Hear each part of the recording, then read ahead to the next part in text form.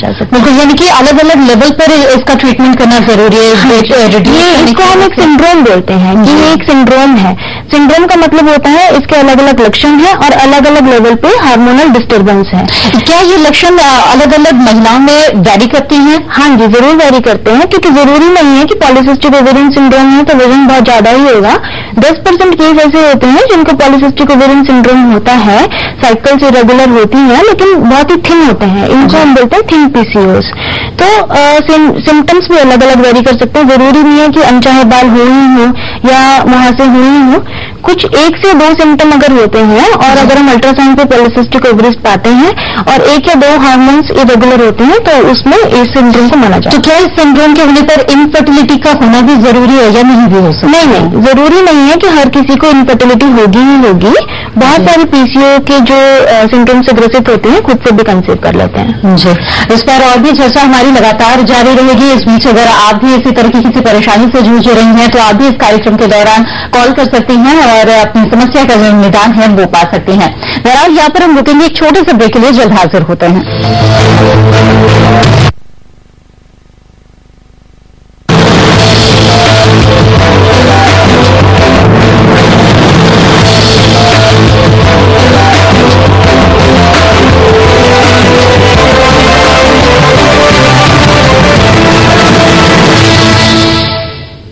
Break के बाद आपका फिर से स्वागत है। आज हम हेल्थ स्पेशल के इस कार्यक्रम में बात कर रहे हैं पॉलीसिस्टिक ओवरी सिंड्रोम की।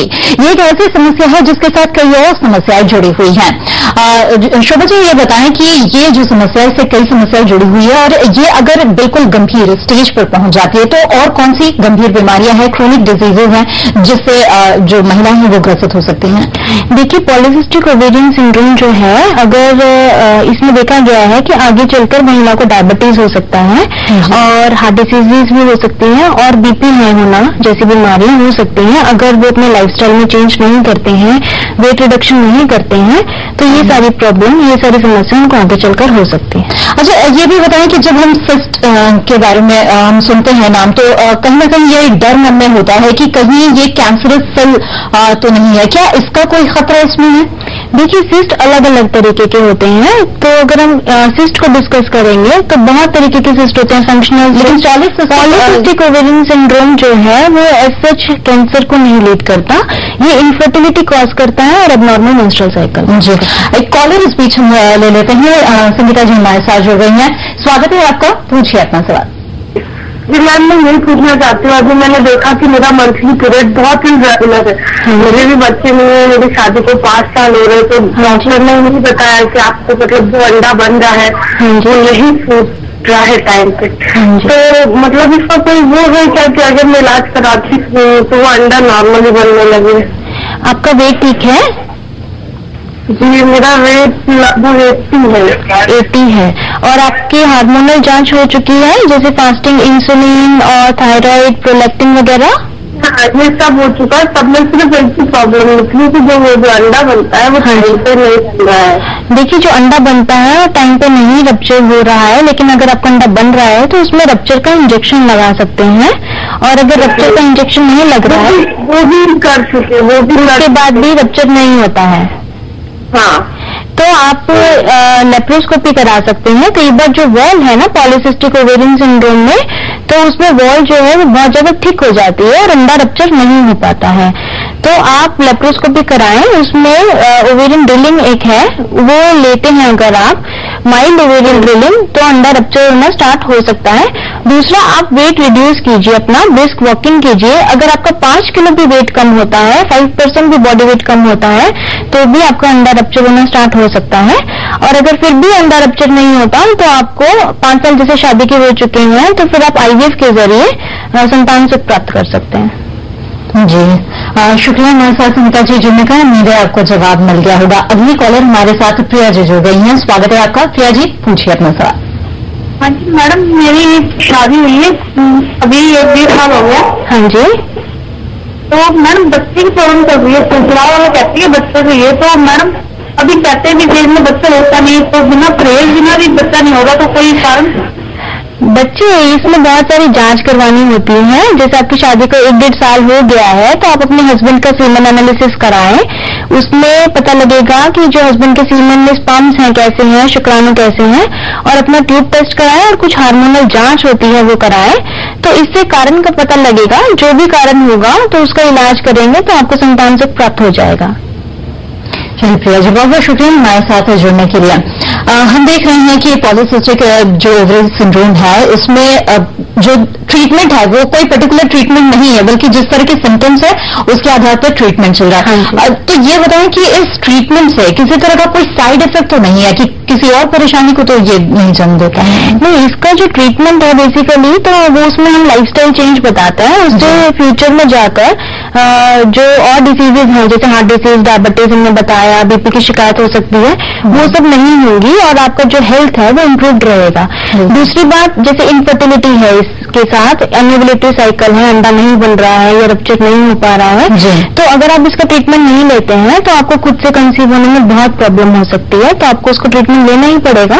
और जब बच्चा हो जाता है उसके बाद आप वेट रिड्यूस कीजिए और लाइफस्टाइल चेंज कीजिए। तो एक बार अगर ये ठीक हो गया, दोबारा होने का खतरा तो नहीं है इसमें? देखिए, ये तो लाइफस्टाइल डिसऑर्डर है, वेट फिर से गेन करेंगे तो फिर से हो जाएगा, हार्मोनल इम्बैलेंस फिर से हो जाएगा, तो आपको अपना लाइफस्टाइल चेंज करना ही पड़ेगा। बिल्कुल, तो मंत्र यही है कि अपना लाइफस्टाइल हमें सही रखना पड़ेगा। एक कॉलर हमारे साथ जुड़ गई हैं, अंकिता जी। अंकिता जी, स्वागत है आपका, पूछिए अपना सवाल।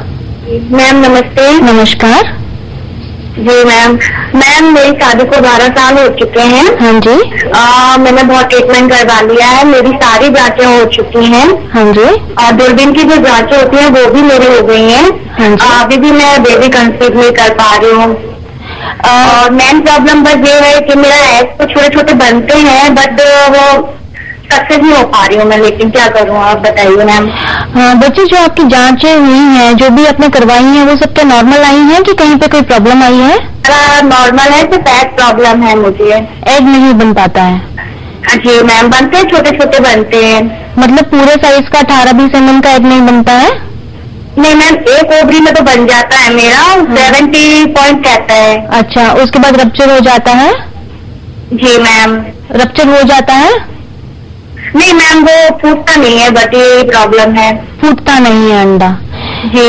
अच्छा, और लेप्रोस्कोपी जब आपकी हुई थी तो उसमें आपका करेक्शन किया गया था? कुछ डॉक्टर ने बताया कि पॉलीसिस्टिक ओवरी हो सकती है? ये तो मैम मतलब मुझे याद नहीं है। अच्छा, देखिए, ये इसमें पॉलीसिस्टिक ओवेरियन सिंड्रोम भी हो सकता है आपको, जैसे अंडा बन रहा है और रप्चर नहीं हो रहा। आपकी उम्र कितनी है? शायद कॉलेज चले जाएंगे। तो इसमें यही करना होता है कि जैसे अंडा बन रहा है, फुट नहीं रहा, तो इनको एक हार्मोनल जांच करा लेनी चाहिए जिसको हम AMH लेवल बोलते हैं, और FSH और LH। उससे पता लग जाएगा कि हार्मोनल गड़बड़ तो नहीं है, अंडे बनने के हार्मोन्स कम तो नहीं हो रहे, कितना उनका रिजर्व है अंडे बनने का, और बन रहा है, रप्चर नहीं हो रहा है, तो ये कॉमन प्रॉब्लम है PCO की। तो इस स्थिति में इनको, जैसे शादी को 12 साल हो गए हैं, तो IVF के लिए जाना पड़ सकता है। अगली कॉलर भी हम ले लेते हैं। पूनम जी हमारे साथ जुड़ गई हैं। पूनम जी, स्वागत है आपका, पूछिए अपना सवाल। हेलो। हाँ जी। जी मैम, मेरी शादी को 9 साल हो गए हैं। हाँ जी। मेरी 7 साल की बेटी है। हाँ। 2 साल पहले मेरे को प्रेगनेंसी हुई थी। हाँ जी। वो सफाई हो गई थी। हाँ जी। तो उसके बाद प्रेगनेंसी ठहर नहीं रही है। ओके, सफाई करवाई थी आपने? जी। उसके बाद आप ट्यूब टेस्ट करा लीजिए बच्चे, कई बार सफाई के बाद इन्फेक्शन। नहीं। हाँ, तो मैं टेस्ट करा चुकी हूँ। ट्यूब खुली हुई आई है? जी बिल्कुल ठीक आई है। ट्यूब खुली हुई आई है, लेकिन और आपकी लाइनिंग ठीक बनती है? अल्ट्रासाउंड आपने कराया है, उसमें अंडा सही समय पे बन रहा है? अल्ट्रासाउंड तो नहीं कराया है, पर जो ट्यूब टेस्ट कराने के लिए वो मैंने कराई है, वो ठीक है बिल्कुल। ट्यूब्स अगर ठीक है तो आप हिस्ट्रोस्कोपी करा लीजिए। कई बार सफाई के बाद अंदर झिल्लियां बन जाती हैं जिसके कारण बच्चा नहीं बनता, तो कैविटी देखेंगे, अगर कैविटी में कोई कमी होगी तो उसको करेक्ट करेंगे। ट्यूब्स आपकी ओपन है तो फिर कंसीव हो जाएगा उसके बाद। चलिए, बहुत बहुत शुक्रिया पूनम जी। उम्मीद है कि जो भी शंकाएं मन में थी आपकी वो दूर हो गई होंगी और जो जवाब है वो आपको मिल गया होगा।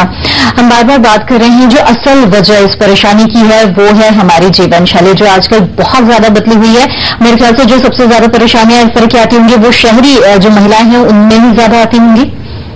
हाँ, अब ये because this is a lifestyle disorder, शहरी महिलाओं में ज्यादा आती है और डायग्नोस भी जल्दी हो जाती है, क्योंकि वो किसी न किसी मेडिकल सेंटर में जाते हैं और जैसे मेंस्ट्रुअल इरेगुलरिटी हो गई, माहवारी सही समय पर नहीं आ रही तो अपना अल्ट्रासाउंड और जो कि हार्मोनल मेंस्ट्रुअल इरेगुलर जो होता है वो किसी भी तरह की इरेगुलरिटी हो सकती है, यानी कि ज्यादा कम या नहीं आना, ये किसी भी तरह की हो सकती है, किसी भी तरह की हो सकती है कि कई बार ऐसा होता है कि दवाई लिए बिना पीरियड्स आते ही नहीं है, जिसको हम एमिनोरिया बोलते हैं, और ओलिगोमेनोरिया हो सकता है जिसमें पीरियड्स की साइकिल जो है बहुत ज्यादा प्रोलॉन्ग्ड हो जाती है और पीरियड्स बहुत लंबे अंतराल के बाद आते हैं। बिल्कुल, तो अब जाते जाते यही हम जानना चाहेंगे कि इस तरह की परेशानियों से हम बचे रह सकें, इसके लिए कुछ टिप्स आप दर्शकों को दे दें।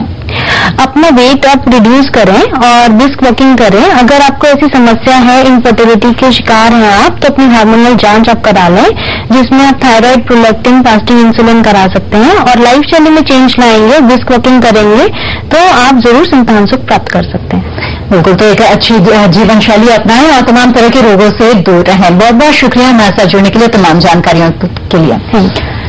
इसी के साथ आज के इस कार्यक्रम में बस इतना ही। मैं दीजिए इजाजत, नमस्कार।